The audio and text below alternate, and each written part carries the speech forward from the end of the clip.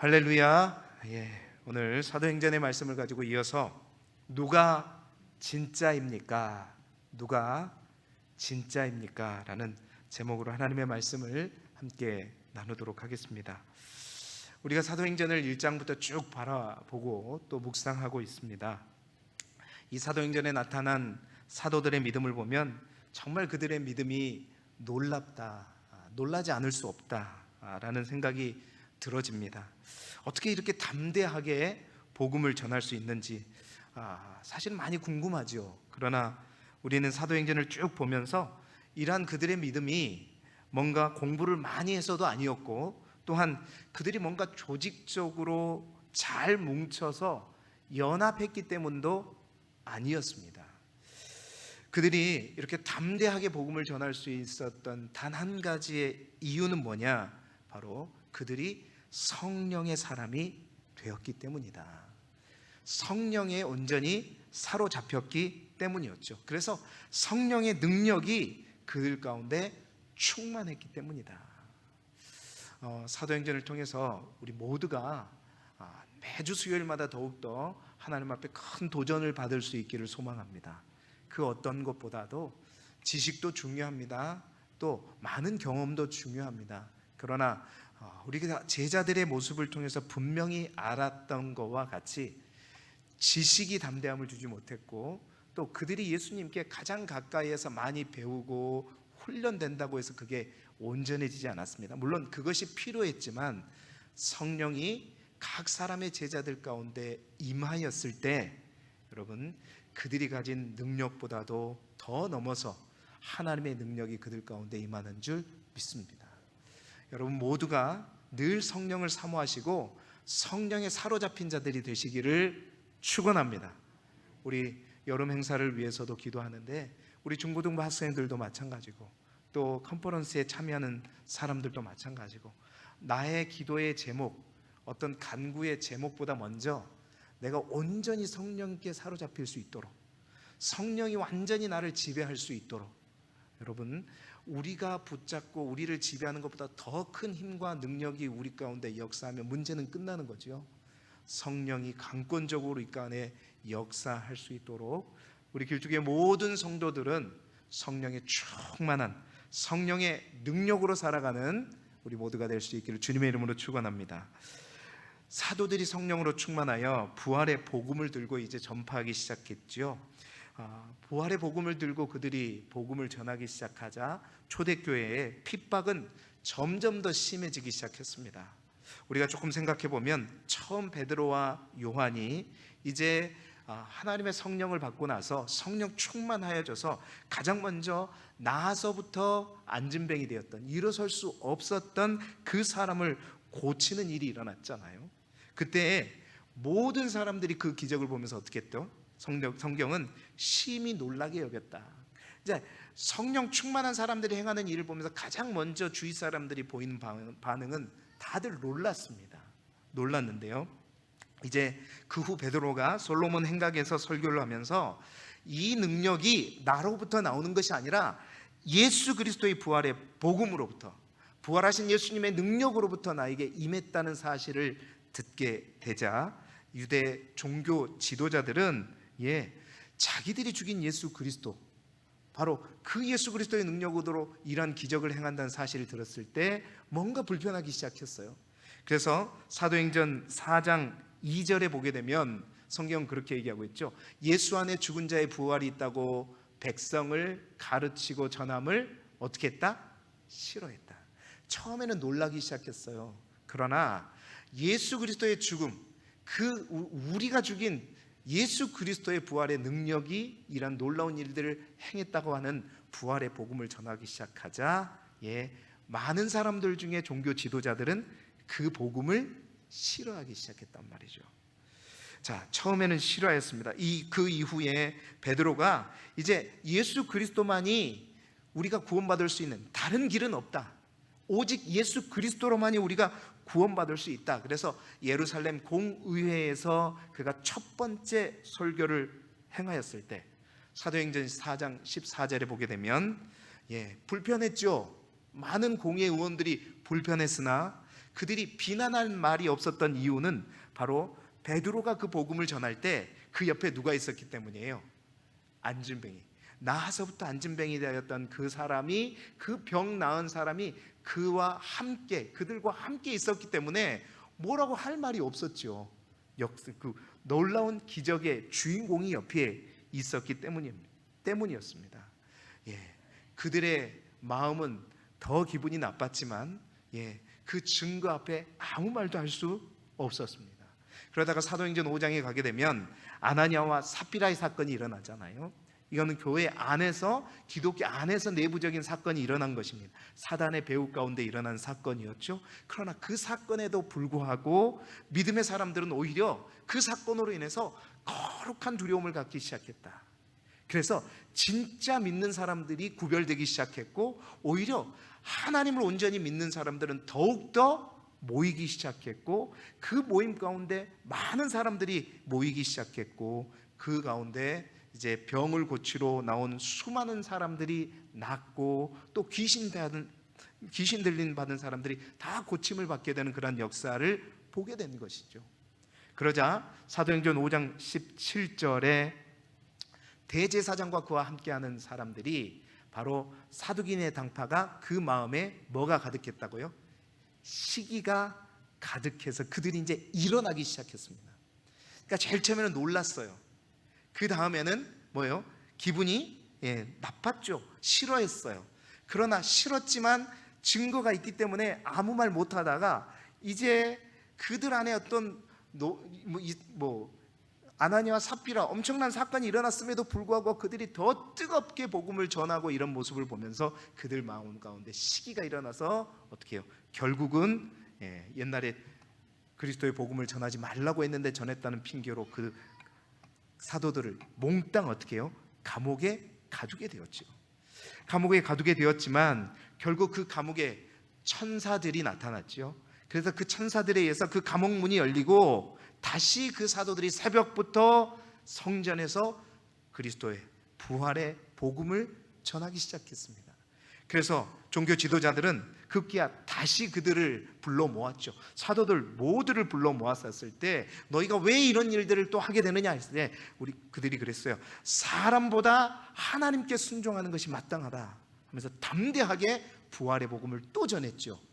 그게 제 두 번째 예루살렘 공의회, 70명의 공의회 회원들이 모인 앞에서 설교했던 두 번째 짤막한 설교였습니다. 부활하신 예수 그리스도에 대해서 강력하게 선포를 했었지요. 자, 그러고 난 다음의 일이 오늘 우리가 읽었던 본문의 내용입니다. 5장 33절에 그러한 어떤 베드로의 두 번째 설교를 들은 이후에 그들의 반응이 어떻게 됐어요? 우리 함께 읽어볼까요? 시작. 그들이 듣고 크게 노하여 사도들을 없이 하고자 할세. 아멘. 이제 그들이 듣고 이제 완전히 화가 난 거예요. 크게 노하는데 이제 사도들을 없이 하고자 했다. 여러분, 이 없이 하고자 했단 말은 무슨 말이죠? 이제 사도들을 안 되겠다, 죽여야 되겠다, 처단해야 되겠다, 그렇게 마음을 먹고 있었습니다. 자, 그러한 상태에서 오늘 성경은 누가 등장하냐? 그 70인의 산헤드린 공회 의원 가운데 한 사람이 일어났어요. 그 사람이 누구냐면 가말리엘이라고 하는 사람입니다. 율법 교사요 바리새인이라고 성경은 기록하고 있죠. 그가 등장해서 사도들이 죽임을 받게 된 위기의 상황에서 이제 죽지 않고 그저 채찍질을 당하는 정도에서 그치고 다시 풀려나게 되었음을 알려주는 내용이 오늘 본문의 내용인 것이죠. 오늘 말씀 속에서 가말리엘은 사도들을 잠시 내보내고 산헤드린 모인 공회의원 앞에서 이런 말을 합니다. 사도행전 5장 39절에 이렇게 말하죠. 만일 하나님께로부터 이 모든 일이 났으면 너희가 그들을 무너뜨릴 수 없겠고 도리어 우리가 하나님을 대적하는 자가 될까 하노라 하니 하면서 조심하라, 우리가 서두르지 마라, 기다려라, 그렇게 현명한 말을 했죠. 물론 그는 하나님을 믿는 사람은 아니었습니다. 예수님을 믿는 사람은 아니었고 예수님이 누군지는 모르는 사람이었습니다. 그러나 그는 현명한 사람이었고 지혜로운 사람이었죠. 결국 하나님은 그의 등장을 통해서 이 사도들이 결국 죽음의 위기 가운데에서 결국 죽지는 않고 매를 맞고 풀려 나오게 될 수 있도록 이끌어 주셨던 것이죠. 그렇습니다. 절대 만일 하나님으로부터 났으면 어떤 경우라도 그들을 무너뜨릴 수 없다라고 말하고 있는데, 이것이 그러니까 그거예요. 니들이 아무리 이렇게 뭐라 그래도 이것이 사람으로부터 나온 것이 아니라 하나님의 역사다 그러면 이건 가짜가 아니다. 뭐다? 진짜다. 이 진짜 앞에 우리가 결코 그들을 맡게 되면 그것은 하나님을 맡게 되는 것이다. 그가 이 가말리엘이 이제 이 예수가 진짜라고 믿어서 이렇게 하는 것은 아니에요. 두 가정을 가지고 얘기하는 겁니다. 이런지 저런지 자기도 확신이 없어요. 그러니까 조심하고 서두르지 말고 기다려라는 것이지요. 같이 우리가 하나님의 대적자도 될 수 있으니 현명한 선택으로 말을 하자 모두가 그를 옳게 여기게 되죠. 그래서 이 사도들을 이제 죽이지 않고 40의 감한매를 때리고 나서 놓아주게 되는 것입니다.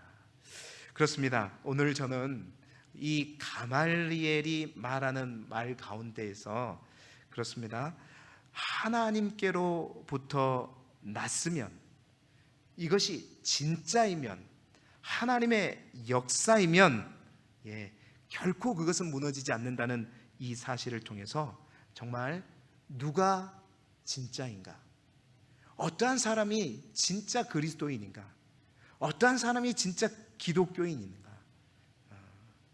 가말리엘은 그 누구보다도 존경받는 사람이었고요, 바리새인 중에 바리새인이었고요, 또한 바리새인들을 율법으로 가르치는 자였습니다. 뿐만 아니라 역사에도 능통한 자였어요. 그러니까 최고의 엘리트였습니다. 그 종교 지도자들 중에서도 그 사람 한 사람의 말에는 모두가 다 그렇구나 할 정도로 위엄이 있는 사람이었어요. 그러나 그 또한 예수님에 대해서는 제대로 알지 못했던 자이죠. 누가 진짜인가, 어떤 사람이 진짜인가, 오늘 말씀을 통해서 진짜 그리스도인, 진짜 하나님의 성령에 사로잡힌 사람들이 어떠한 행동을 하는지 우리가 함께 살펴보면서 우리의 신앙을 함께 점검하고, 정말 우리 모두가 믿음의 형태만 갖춘 것이 아니라, 경건의 모습만 갖추는 것이 아니라 경건의 능력을 갖추는 우리 길쭉의 모든 성도들이 되시기를 주님의 이름으로 축원합니다. 자, 누가 진짜인가? 첫 번째로 진짜는 결코 무너지거나 사라지지 않는다는 사실입니다. 진짜는 결코 무너지거나 사라지지 않는다는 거예요. 자, 사도들이 죽을 위기에 처했을 때 70명 중에 가말리엘이 말을 하기 시작했죠. 가말리엘은 오늘 성경에 보니까 말씀드린 대로 존경받는, 모든 사람에게 존경받고 바리새인이고 또한 율법 교사라고 말하고 있어요. 근데 그는 역사적으로도 아주 통찰력이 있는 사람이었어요. 많은 이들에게 얘기를 합니다. 그냥 단순히 자기의 권위를 가지고 말하는 것이 아니라 역사적인 사건을 근거를 두고 말을 하죠. 옛날에 드다라고 하는 사람이 있었다. 옛날에 저 갈릴리에 유다라고 하는 사람이 있었는데 그 사람들이 갑자기 일어났었다. 그런데 그들이 인위적으로 어떤 이단과 폭력단체를 만들었지만 결국 그들이 그 한 사람이 죽자, 또한 그 한 사람이 멸망하자 모든 사람들이 다시 흩어져 버렸다. 자, 예수가 가짜라면 그들이 말하고 있는 예수 그리스도가 이미 죽었지 않느냐. 예수 그리스도가 죽었는데, 예수가 죽었다, 그들이 왕이라고 불리우는 그 예수가 죽었는데 이게 가짜라면 결국 이 모인 모든 사도들 우리가 걱정할 필요가 없다. 우리가 견제할 필요가 없다는 거예요. 자연적으로 어떻게 해요? 망하게 될 것이다 라고 말하고 있는 것입니다. 역사적인 안목을 가진 자였지요. 그는 그래서 이렇게 말합니다. 38절 39절 우리 아까 읽었지만 다시 한번 읽어보도록 하겠습니다. 시작. 이제 내가 너희에게 말하노니 이 사람들을 상관하지 말고 버려둬라. 이 사상과 이 소행이 사람으로부터 났으면 무너질 것이요 만일 하나님께로부터 났으면 너희가 그들을 무너뜨릴 수 없겠고 도리어 하나님을 대적하는 자가 될까 하노라 하니 아멘. 여러분, 가말리엘의 말대로 그렇습니다. 사람으로부터 났으면 당연히 어떻게 돼요? 무너질 거예요. 그러나 하나님께로부터 났으면 너희가 아무리 그들을 무너뜨리려 할지라도 무너뜨릴 수 없다라는 거예요. 그 말은 말씀드린 것처럼 진짜는 결코 무너지지 않는다는 것입니다. 진짜는 그런 성격이 있어요. 진짜 믿음의 사람은요, 어떤 환경 속에서도 결코 무너지지 않는 것입니다. 우리는 분명히 알아야 합니다. 하나님께서 어떤 상황 속에서도 우리 하나님께서 여시면 결코 그것을 막을 자가 없습니다. 그리고 우리 하나님께서 어떠한 경우에도 우리 하나님이 막으시면, 인간의 어떤 힘으로도 하나님이 막으시면 그것을 열 자는 단 한 사람도 그 누구도 이 땅에 없는 것입니다.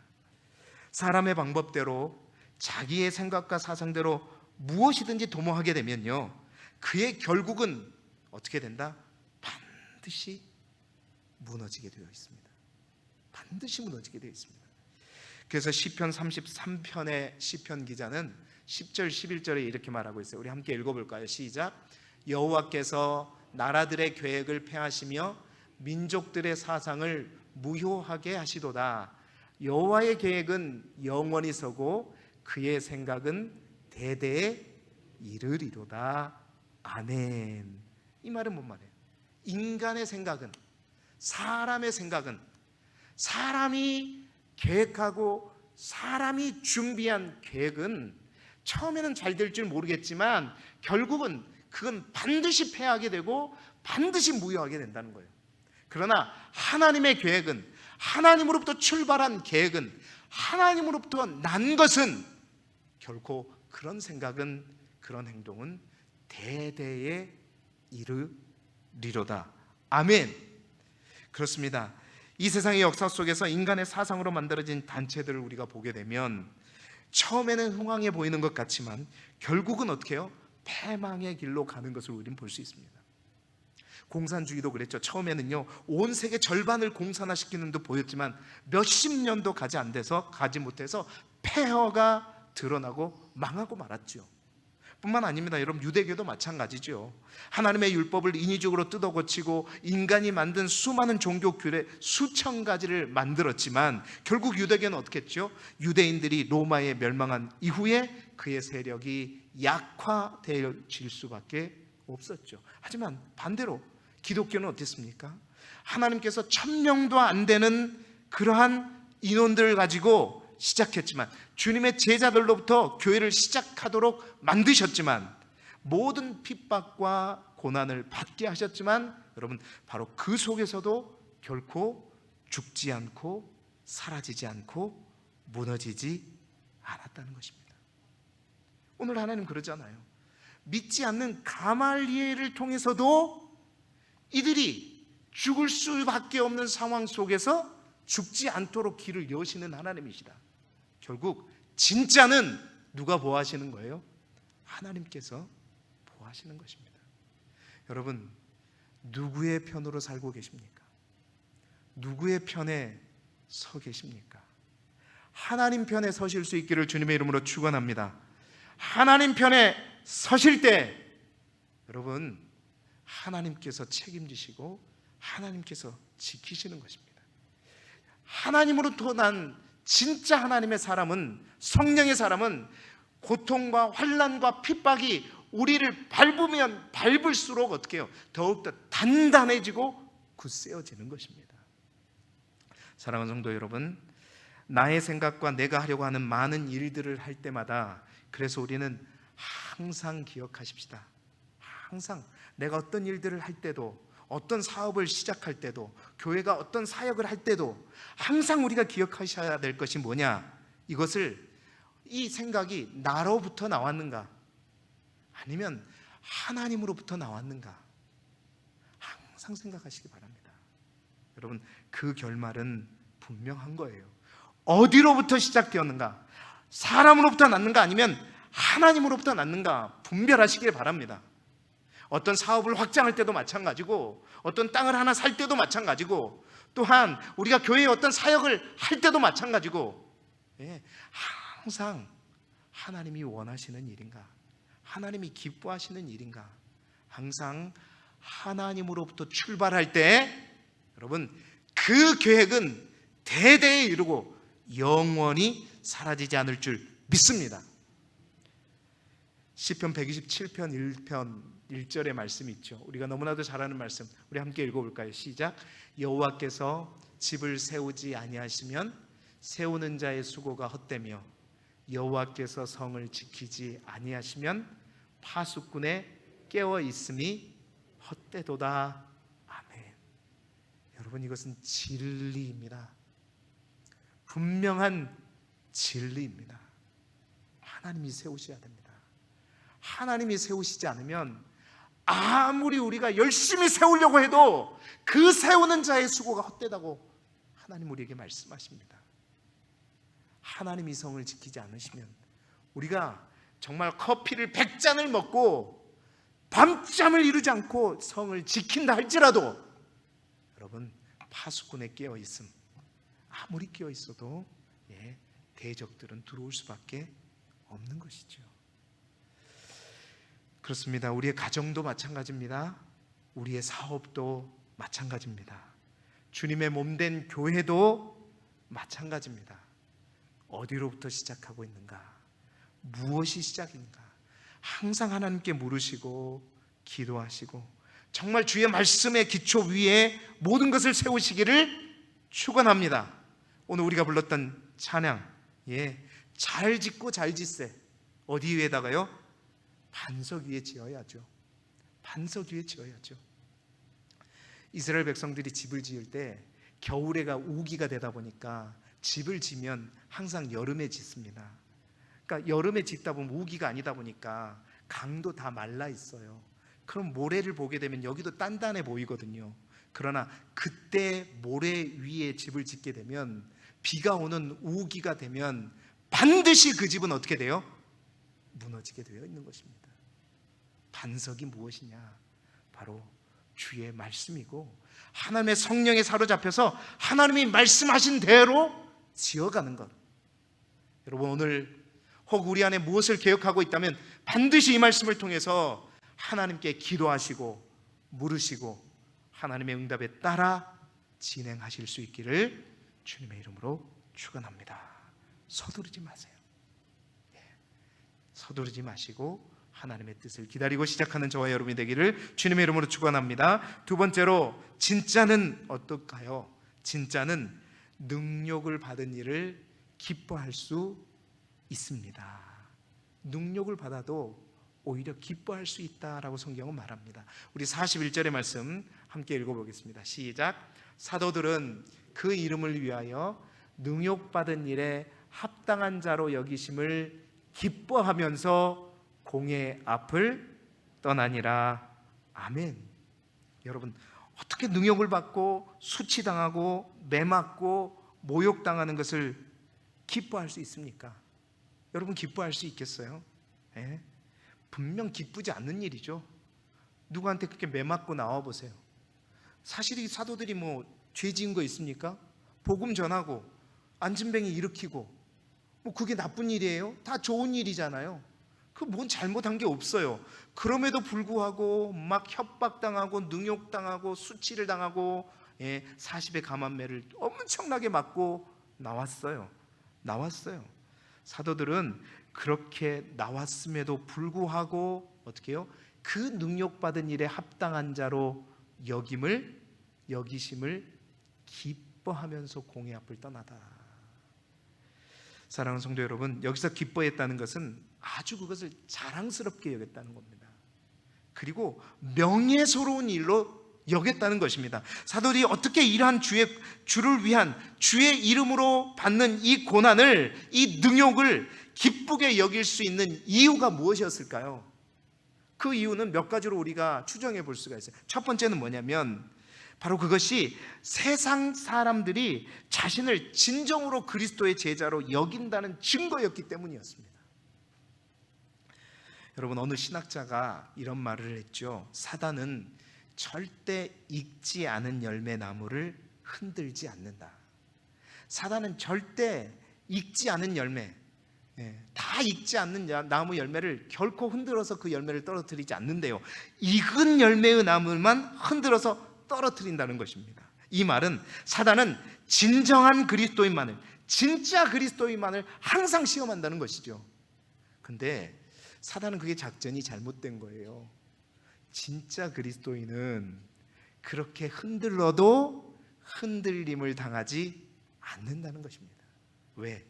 바로 진짜 그리스도인은 항상 우리가 차에 타면 안전벨트가 착 우리를 내고 있듯이 우리 하나님께서 사랑하는 주의 자녀들을 늘 두르셔서 내주고 있기 때문에 흔들리지 않기 때문이죠. 그렇습니다. 그들은 그렇습니다. 그제야 깨달은 거죠. 내가 성령 충만 받기 전에 예수님이 붙잡혀 가시고 십자가에 못 박힐 때 내가 그렇게 도망 다니고 피해 다니고 예수님을 모른다 했지만, 이제 많은 이들이 나를 핍박하는 그 모습을 보면서 내가 진짜 그리스도인이구나, 이제 내가 진짜 예수 그리스도를 믿는 하나님의 사람이구나, 그러한 그 명예, 그것을 자랑스럽게 여겼고 그것을 명예스럽게 여겼기 때문입니다. 두 번째는 뭐 때문이었냐면, 바로 그들에게 예수님께서 살아계실 때 그들에게 가르쳐 주던 말씀이 생각났을 것입니다. 그 말씀은 뭐냐? 바로 마태복음 5장에 있는 산상수훈 가운데 예수님께서 가르쳐 주신 가르침이셨어요. 5장 11절 12절의 말씀을 우리 함께 읽어보겠습니다. 시작. 나로 말미암아 너희를 욕하고 박해하고 거짓으로 너희를 거슬려 모든 악한 말을 할 때는 너희에게 복이 있나니 기뻐하고 즐거워하라. 하늘에서 너희 상이 큼이라. 너희 전에 있던 선지자들도 이같이 박해하였느니라. 아멘. 자, 주님을 위해, 주님으로 말미암아 손해를 보고 고난을 당하는 일, 주님께서 그렇게 말씀하셨다는 거예요. 그것이 뭐다? 천국 상급을 쌓아놓는 일이다. 그러니까 그들은 이 땅에 소망을 두고 살지 않았다는 것이죠. 이제 진짜가 되기 시작하면서, 성령에 사로잡히기 시작하면서 내가 다른 거 제쳐두고 예수 그리스도의 이름으로 내가 능욕을 받고 고난을 받고 많은 사람들에게 욕을 얻어먹고 내가 손해를 볼지라도 이 땅에서 내가 손해를 보지만 천국에 있는 나의 하늘 통장에 하나님의 상급이 그냥 팍팍팍 입금이 되는, 별로 안 좋아하세요? 그러한 믿음이 있었다는 거예요. 그 마음이 있었다는 것입니다. 사랑하는 성도 여러분, 혹 몸된 교회의 일을 위해서 하나님의 일을 하다가 이 땅에서 많은 이들에게 싫은 소리를 듣고 계십니까? 아니면 어떤 손해와 고난을 당하셨습니까? 그래도 괜찮아, 이 정도가 아니라 오히려 기뻐하시길 바랍니다. 기뻐하시길 바래요. 즐거워하십시오. 왜? 교회 일로 인해서 나만 안 좋게 됐다 이렇게 생각하지 마시고 하늘에 큰 상급이 쌓여 있음을 믿음의 눈으로 바라보시기 바랍니다. 이 땅이 전부가 아니잖아요. 하늘에 소망을 두고 살아가는 우리에게 이 땅에 그까지 상급 있어도 그만 없어도 그만이지만, 우리가 하나님 앞에 섰을 때 내 하나님의 통장 계좌에 하나님이 송금해 준 수많은 상급들이 쌓여 있다는 그 사실, 그 하늘 상급을 바라보시면서 여러분, 그 상급이 오늘 성경이 얘기하잖아요. 박해받은 선지자와 같은 상급처럼, 선지자도 그랬다. 바로 그러한 상급들이 우리에게 쌓여져 간다. 그로 인해서 여러분, 이 제자들은 오히려 기뻐했던 것입니다. 우리에게도 그러한 믿음의 눈이 띄어지기를 바라고요. 참으로 아버지 하나님, 우리가 어떠한 손해가 이 땅에서 예수 그리스도로 말미암아 있을지라도 기뻐하고 즐거워하시길 바랍니다. 예수 믿으라고 남편한테 날마다 얘기하는 남편한테 구박받는 거, 그거 다 천국에 있는 여러분의 이름의 통장에 땅그랑 땅그랑 땅그랑 입금이 되고 있다는 사실이에요. 복음을 전해도 누구도 그 복음을 받아들이지 않아요. 니나 믿어라. 아무도 쳐다보지 않아요.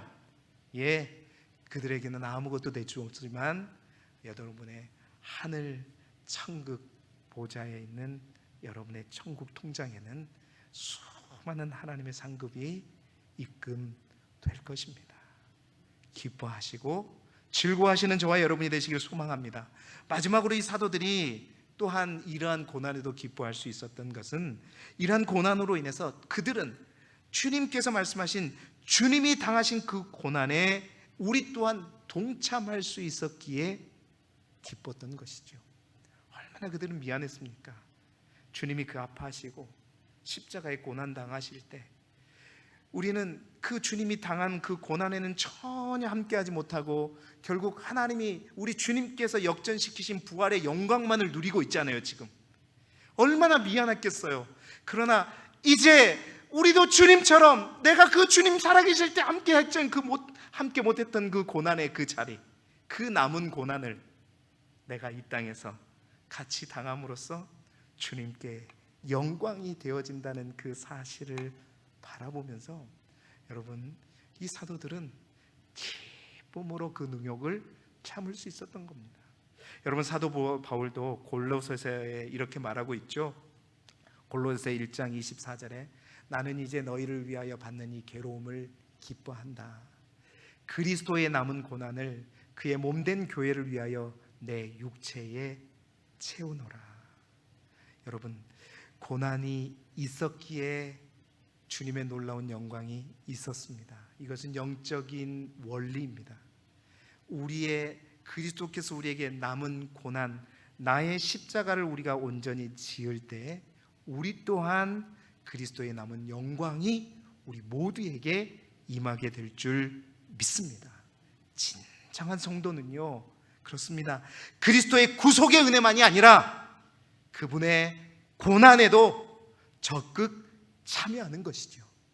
바로 그래서 제자들은 기쁨으로 그 고난과 능욕과 수모를 참고 합당하게 여기고 기뻐했던 것입니다. 여러분, 그렇습니다. 하나님께로부터 난 자는, 진짜는 그렇습니다.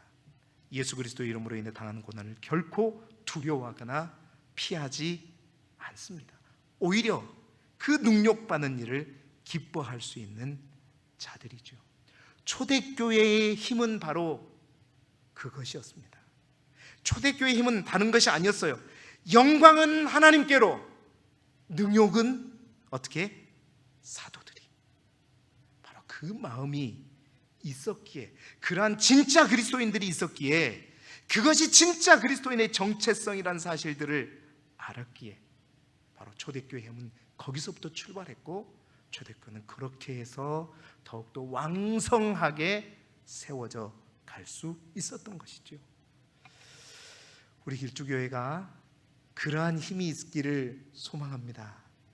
어떠한 능욕도 그죠, 다른 게 아니라 우리 주님의 일로, 주님의 이름으로 당하는 능욕과 수모가 있다면 정말로 달게 기쁨으로 감당할 수 있는 그 힘을 길러서 오직 하나님께 영광 올려드리는 저와 여러분이 되시기를 주님의 이름으로 축원합니다. 세 번째로, 진짜는 무언가요? 그럼에도 불구하고 할 일을 하는 것입니다. 자, 42절의 말씀을 우리 화면을 보면서 함께 읽어볼까요? 시작. 그들이 날마다 성전에 있든지 집에 있든지 예수는 그리스도라고 가르치기와 전도하기를 그치지 아니하니라. 아멘. 자, 보세요. 하나님께로부터 난 자, 곧 진짜 믿음의 사람들은 어떠냐? 그렇게 핍박을 받았어요. 보세요. 복음을 전한다고 해서 제일 처음에 잡혔다가 또 풀려났죠. 또 잡혔다가 천사들이 도와줘가지고 풀려났죠. 그리고 또 전했어요. 또 전했다가 또 잡혔어요. 또 잡혀서 죽을 뻔했지만 어떻게 해요? 40의 감암매를 맞고 또 풀려났어요. 그러면서 뭐라고? 다시는 또 전하지 말라. 한 번만 더 전하면 안 된다라고 협박을 받았지만 그들은 뭐라 그래요? 날마다 전했답니다. 그리고 집에서든지 성전에서, 이것은 어디예요? 어디서나 전했다는 거예요. 뿐만 아니라 그치지 아니하였다 말은 어떻게 해요? 항상 전했다는 말입니다. 여러분, 이러한 믿음, 이러한 힘, 그들은 이제 죽음을 두려워하지 않았습니다. 그들은 온전히 하나님의 사명에 붙잡힌 사람이었어요. 다시 죽인다고 해도, 40의 감암매를 몇 번이고 때린다고 해도 그들은 집에서만 전하는 게 아니었고, 성전에서만 전한 것이 아니었고, 하루 걸러 전한 것이 아니었고, 날마다 집에서나 성전에서나 그치지 아니하고 예수가 그리스도라는 사실, 예수가 구원자라고 하는 사실들을 항상 전했다는 거예요. 항상 전했다는 것은 그들의 삶을 통해서 날마다 전했다는 사실이었습니다. 얼마나 그것이 기뻤으면, 얼마나 기뻤으면 저렇게 협박해도 그 일들을 멈추지 않았을까요? 여러분, 성령에 붙들린 사람은 그렇습니다. 여러분, 여기서 우리가 날마다에 주목하셔야 돼요. 우리는 날마다 어떤 일을 하는가? 사도들은, 성령에 사로잡힌, 이제 진짜 하나님의 사람으로 붙잡힌 사도들은 예수님께서 자신을 쓰고 계신다는 그 기쁨 때문에, 예수님 때문에 수모를 겪고 수치를 겪을지라도 기뻐하면서 날마다 그 일을 행했다는 겁니다. 내가 날마다 무엇을 하는가, 나의 진짜 모습이 사실은 거기에서 나온다는 것이죠. 사랑하는 성도 여러분, 크리스찬이라고 한, 믿음의 사람이라고 해서는 정말 날마다 무엇을 하는 사람일까요? 날마다 돈 버는 사람인가? 날마다 다투는 사람인가? 날마다 책 보는 사람인가? 날마다 일하는 사람인가? 아니요, 초대교회 사도들은요, 진정한 크리스찬, 성령에 사로잡힌 사람은 날마다 어떻게 했냐? 예수는 그리스도다, 직접적이든 간접적이든 그들의 삶을 통해서, 항상 그들의 삶을 통해서 가르치고 전파했다는 거예요. 성전에서뿐만 아니라 그의 삶의 현장에서도 가르쳤다는 사실입니다. 여러분, 이것이 진짜 하나님의 사람이요, 하나님의 성령에 사로잡힌 사람인 줄 믿습니다. 개인적으로 저는 목회자가 되어서 항상 그럴 생각할 때가 있습니다. 제가 직장 생활을 여러 해 동안 했잖아요. 직장 생활하면서 참 어떨 때는 참 힘들고 어려울 때는 내가 왜 그 길을 마치고 여기에 와 있지, 막 이렇게 혼동할 때가 있어요. 참 힘들 때는 그럴 때가 있습니다. 그러나 그럼에도 불구하고 참 감사한 것은 뭐냐, 비록 이 일이 힘들고 어려울지라도 정말 내가 하는 이 일이 하나님께서 가장 이 땅에서 기뻐하시는 일을 한다는 사실, 그 어떤 일보다도 하나님께서 가장 원하시는 일을 하고 있다는 것, 그 하나, 여러분, 그게 가장 큰 기쁨임을 항상 느끼게 됩니다. 사랑하는 성도 여러분, 여러분 모두가 목회자가 되라는 것은 아닙니다. 제가 직장 생활도 해보고 일반인 집사로서도 있어봐서 정말 저보다도 여러분이 삶 속에서 일하는 일들을 감당하는 게 더 어렵다는 사실을 누구보다도 더 잘 알고 있습니다. 그렇기 때문에 제가 정말 더 필요한 건 뭐냐, 진짜가 되는 것입니다. 성령에 사로잡히는 것입니다. 정말 우리의 믿음이 정말 지식의 믿음이 되지 않고, 직분을 가진 직분의 믿음이 되지 않고, 신앙의 연수에 따른 믿음이 되지 않고, 신앙에 온전히, 성령에 온전히 사로잡히는 믿음이 될 수 있기를 소망합니다. 그러면 될 수 있을 것 같아요. 그러면 목회자는 이미 그 모든 판이 다 깔아져 있기 때문에 그냥 순종만 하면 되지만, 여러분은 그 판까지 만들어내야 될 사람이기 때문에 더 많이 필요합니다. 그래서 더 많이 제가 기도하고 있거든요. 여러분, 성령을 사모하십시오. 성령의 능력에 사로잡히십시오. 그것이 답입니다. 사도행전이 우리에게 주시는 분명한 답은 오직 성령이 우리를 주장하셔야 된다는 것입니다. 성령이 우리를 주장하셔야 된다. 사랑하는 성도 여러분, 오늘 말씀을 통해서 우리 자신의 모습을 바라볼 수 있기를 바랍니다. 우리 스스로에게 질문해 보시기 바랍니다. 나는 진짜 그리스도인인가? 나는 진짜 그리스도인인가? 내가 진짜 십자가의 복음을 믿는 사람인가? 내가 진짜 주님을 사랑하는 사람인가? 누가 나를 보고 저 사람은 진짜 그리스도인이다 그렇게 인정하는 사람인가? 진짜 하나님으로부터 난 자는 오늘 말씀에 분명히 이렇게 말하고 있습니다. 진짜는 어떤 시험에도 불구하고 결코 무너지지 않는다고 말합니다. 그리고 예수 그리스도의 이름으로 어떠한 능력과 수모를 당할지라도 그것을 기뻐할 수 있는 사람이랍니다. 뿐만 아니라 진짜는 어떠한 상황 속에서도 날마다 나를 자랑하는 것이 아니라 그리스도인을, 예수가 그리스도인임을 정말로 전하는, 그 해야 할 일들을 어떠한 경우에도 감당하는 그 사람이 진짜라고 말하고 있습니다. 그 길을 먼저 가신 분이 우리 주님이시고 우리 모두가 정말 그 주님을 따라갈 수 있기를 바랍니다. 그 길은 바로 내가 죽고 내 안에 예수 그리스도가 사신 것이고 성령께서 온전히 우리를 주장하시는 것입니다. 오늘도 간절히 기도하시고 성령을 사모하심으로 말미암아 정말 마지막 때에 믿음의 모양만, 경건의 모양만 갖추는 우리 길쭉의 성도들이 아니라 믿음의 능력을 갖추고 경건의 능력을 갖춘 살아있는 그리스도인들이 되셔서 이 땅에 정말로 절망스러울지라도 바로 우리 길쭉교회가 있기에, 길쭉의 사랑하는 성도들이 있기에 희망이 있고 소망이 있는 이 지역이 될 수 있도록 함께 나아가는 우리 모두가 되기를 그리스도 예수 이름으로 축원합니다.